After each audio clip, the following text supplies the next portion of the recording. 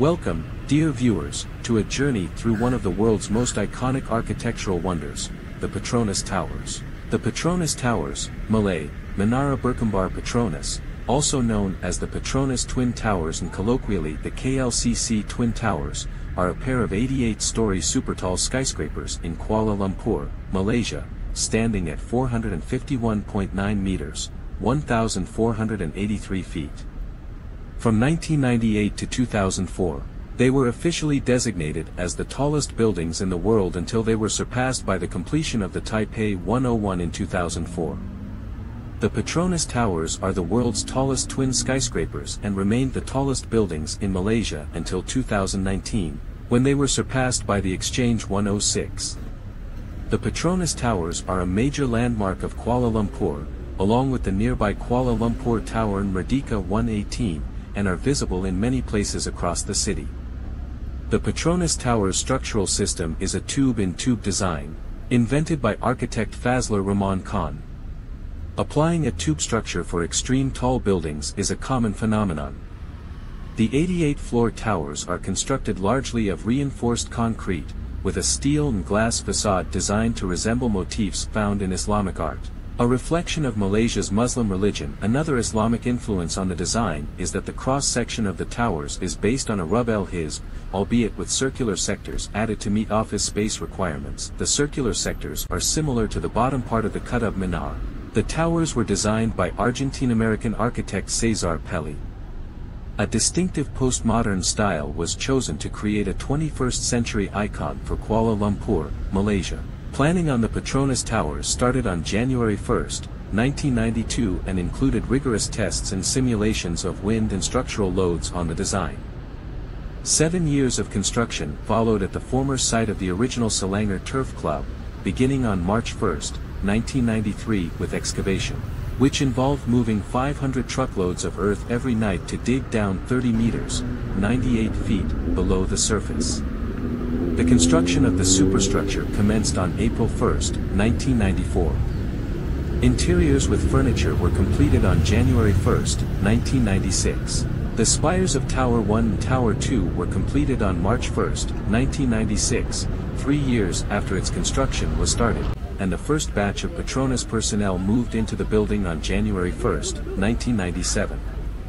The building was officially opened by the Prime Minister of Malaysia, Tun Dr. Mahathir bin Mohamad, on 31 August 1999. The Twin Towers were built on the site of Kuala Lumpur's racetrack. It was the tallest structure in Malaysia at the time of its completion. Test boreholes found that the original construction site effectively sat on the edge of a cliff. One half of the site was decayed limestone while the other half was soft rock. The entire site was moved 61 meters, 200 feet, to allow the buildings to sit entirely on the soft rock. Because of the depth of the bedrock, the buildings were built on the world's deepest foundations. 104 concrete piles, ranging from 60 to 114 meters, 197 to 374 feet, deep, were bored into the ground. The concrete raft foundation, comprising 13,200 cubic meters, 470,000 cubic feet, of concrete was continuously poured through a period of 54 hours for each tower. The raft is 4.6 meters, 15 feet, thick, weighs 32,500 tons, 35,800 tons, and held the world record for the largest concrete pour until 2007-16. The foundations were completed within 12 months by Baki Soltanch and required massive amounts of concrete. As a result of the Malaysian government specifying that the buildings be completed in 6 years, 2 construction consortia were hired to meet the deadline, 1 for each tower. Tower 1. The West Tower, left in the top right photograph, was built by a Japanese consortium led by the Hazama Corporation, J.A. Jones Construction Company, MMC Engineering Services SDN BHD, Ho Hup Construction Company, BHD and Mitsubishi Corp., while Tower 2, the East Tower, right in the top right photograph, was built by a South Korean consortium led by the Samsung C&T Corporation, Kukdong Engineering and Construction and Sierrakat Jasatera SDN BHD.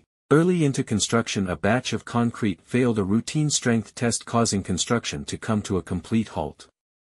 All the completed floors were tested, but it was found that only one had used a bad batch and it was demolished. As a result of the concrete failure, each new batch was tested before being poured. The halt in construction had cost $700,000 per day and led to 3 separate concrete plants being set up on the site to ensure that if one produced a bad batch, the other 2 could continue to supply concrete. The Sky Bridge contract was completed by Kukdong Engineering and Construction. Tower 2, Samsung CNT, became the first to reach the world's tallest building at the time. Due to the huge cost of importing steel, the towers were constructed on a cheaper radical design of super high-strength reinforced concrete. High-strength concrete is a material familiar to Asian contractors and twice as effective as steel in sway reduction. However, it makes the building twice as heavy on its foundation as a comparable steel building. Supported by 23 by 23 meter concrete cores and an outer ring of widely spaced super columns, the towers use a sophisticated structural system that accommodates its slender profile and provides 560,000 square meters of column-free office space. Below the twin towers is Surya KLCC, a shopping mall, and Petronas Philharmonic Hall, the home of the Malaysian Philharmonic Orchestra. Skybridge.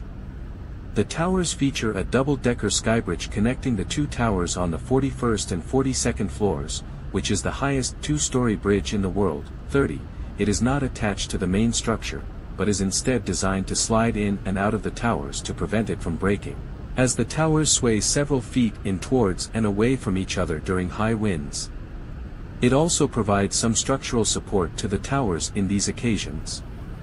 The bridge is 170 meters (558 feet) above the ground and 58.4 meters (192 feet) long, weighing 750 tons. The same floor is also known as the podium, since visitors going to higher levels have to change elevators here. Dynamic analyses were performed and iterated to support the final design by studying the structural behavior of the twin towers to time-varying loads such as earthquakes and wind. The skybridge is open to all visitors, but tickets are limited to about 1,000 people per day, with around half available to be purchased online, and the other half obtained on a first-come, first-served basis. Initially, the visit was free, but in 2010, the tickets started being sold by Petronas. Ticketing system. In order to visit the Petronas Towers, visitors must first purchase tickets. Tickets can be purchased online or at the counter.